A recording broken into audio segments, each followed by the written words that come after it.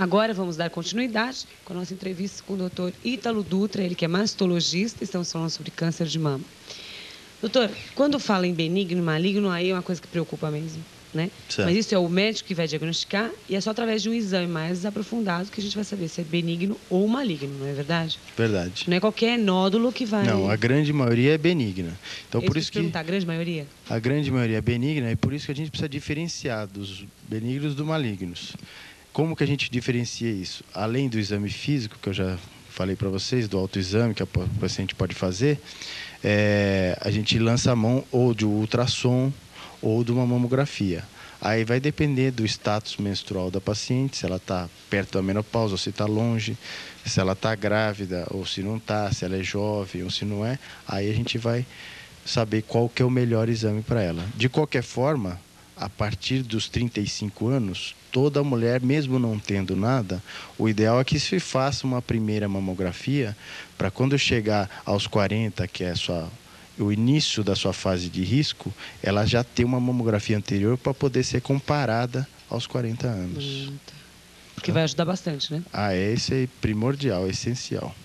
Então, a partir de 35 anos, então, tem que ser feito, né? Uma mamografia, pelo menos. Tá, e de 1 em 1 ano? Não, aí a próxima aos 40, tá. Dos 40 aos 50 a cada 2 anos, e dos 50 para frente tem que ser anual, que aí o risco é grande, né? Doutor Ítalo, diagnosticado um câncer, né? Um tumor maligno mesmo. Tipos de cirurgia, de tratamentos que tem? Vamos... A gente pulou uma partezinha. Vamos supor que apareceu um nódulo em um desses exames, tá? Por imagem, o médico pode inferir algumas suposições que já dão quase certeza para ele de que origem que é esse tipo de tumor. Tumor é uma palavra genérica, pode ser maligno ou benigno, tá? Então, a partir desse primeiro exame, aí ele vai lançar a mão de algum exame definitivo, que pode ser uma biópsia cirúrgica, que antigamente se fazia para todo mundo uma biópsia cirúrgica. Tinha que abrir, anestesiar, cortar, costurar, tá certo? A pessoa perder um dia de trabalho ou de estudo e aguardar um tempo até o laboratório dar o diagnóstico para a gente. Atualmente já não se faz assim, já existem métodos microinvasivos que através de agulha, sem cortar, sem anestesiar, no máximo uma anestesia local, né? Sem precisar costurar, sem ficar com cicatriz, sem perder dia de trabalho nem de estudo, o médico através da agulha pode fazer o diagnóstico muito mais rápido, menos invasivo para o paciente, menos doloroso, recuperação não tem praticamente nenhuma, que é vida normal, o paciente pode ter vida normal, e aí sim ele vai para o tratamento. Sabendo que é benigno, aí a paciente escolhe se quer te retirar ou não. Pode só fazer o segmento normal desse tumor benigno, tá? Agora, diagnosticando o câncer, aí existem vários tipos de tratamento. Nesse tratamento que você falou, tem como assim tomar só medicamentos, sendo maligno, ou mesmo tem que tirar esse nódulo depois de um tempo? Como que é feito isso? Então, basicamente a gente tem feito um tratamento quimioterápico antes da cirurgia. O que é isso? A gente tem que primeiro evitar que o câncer se alastre para o resto do corpo. Isso é a parte mais importante do tratamento. Em sendo tumores precoces iniciais, é muito mais difícil dele se alastrar. Então, pode-se fazer a cirurgia antes e deixar os outros tratamentos para depois. Quem são os outros tratamentos? Além da quimioterapia e da cirurgia, existe a radioterapia e a hormonioterapia. A cirurgia e a radioterapia são os tratamentos locais. Então, a gente vai tratar a mama e os tecidos locorregionais. A quimioterapia vai tratar o corpo inteiro, o organismo da pessoa, tá certo? Então, quem vai dizer se precisa ou não da quimioterapia é o estudo dos gânglios da axila, que durante a cirurgia a gente faz o estudo dos gânglios da axila. E esse estudo vai dizer para a gente se a gente precisa ou não complementar a cirurgia com quimioterapia. E além do que, no fim do tratamento, o médico pode pedir um estudo que chama estudo imunohistoquímico. Esse estudo é um exame que vai dizer para nós se a hormonioterapia vai ter grande benefício para essa paciente ou não. Em geral, temos prescrito para a grande maioria das pacientes a hormonoterapia no fim dos tratamentos. Mas uma ou outra, às vezes, não precisa, ou é variável esse tipo de indicação. E a tecnologia também está bem avançada, graças a Deus, né? Então, inclusive depois da cirurgia, ou mesmo durante a cirurgia, pode entrar a equipe plástica também e ou simetrizar apenas as duas mamas, deixar as duas iguais, se for feito um tratamento conservador, ou então fazer a plástica de uma nova mama. Essa plástica da nova mama pode ser por prótese, pelo tecido abdominal, pode-se fazer uma incisão abdominal como se fosse uma cesárea e tirar aquele pedacinho de pele e gordura e colocar no lugar dessa mama e fazer uma mama nova.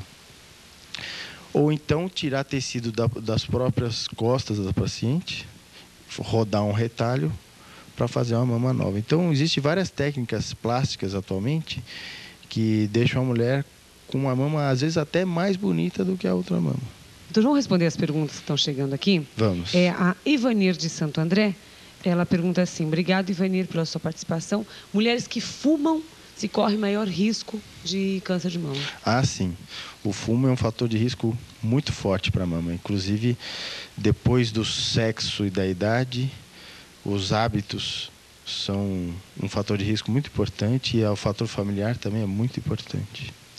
E a Eunice de São Caetano, obrigada, Eunice, também, pela sua pergunta. Ela pergunta assim: o que é pólipo? Pólipo ele não é muito frequente na mama, ele é frequente em outros tipos de órgãos que têm cavidade. Então, no útero, no colo do útero, tá certo? No intestino, no estômago, na vesícula, são órgãos que têm cavidade, que têm buraco, tá certo? Dentro dessas cavidades pode crescer um pólipo, que seria uma carne esponjosa. Pólipo ou pólipo, uma carne esponjosa, tá? Em geral, esse tipo de carne esponjosa é benigna, mas só se consegue o diagnóstico através de uma amostra desse tecido. Sem uma amostra, a gente não pode dizer o que é. E essa amostra pode ser feita por endoscopia, não precisa ser feita uma cirurgia para tirar essa amostra. Da mesma forma que na mama a gente usa uma agulha, nas cavidades a gente pode usar a endoscopia para tirar uma amostra desse tecido. Tá, e na mama não vai ter. Na mama é raro. Dentro de cistos pode haver pólipos. Então, dentro dos canais que levam o leite do lóbulo para a papila, da glândula para o orifício da areola, existe o ducto. O ducto, ele pode conter um pólipo, mas é raro. E quando ele existe, em geral, ele é benigno. Doutor, eu queria te agradecer pela sua participação aqui, mas eu deixei de perguntar alguma coisa aí para você completar alguma coisa?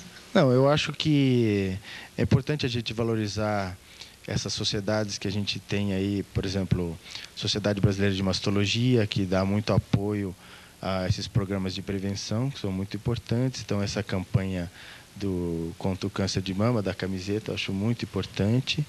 Essas sociedades, inclusive existe uma sociedade nossa aqui no ABC, das mulheres. Elas estiveram aqui conosco. Isso, que participaram do seu programa, que é muito importante, são sem fins lucrativos, ela só vê o bem das pacientes, tanto das pacientes que vão ser submetidas a tratamento, quanto das pacientes que já se submeteram a tratamento para retomar sua vida normalmente, tá certo?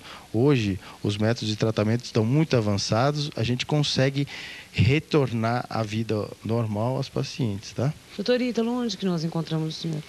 Então, eu trabalho em São Paulo, tem uma clínica em São Paulo, o telefone lá é 251-4959.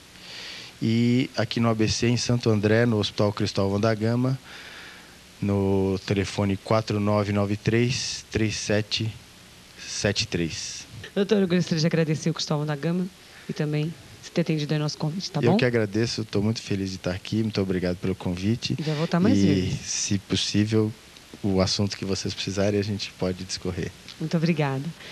Conversamos com o doutor Ítalo Dutra, ele que é mastologista.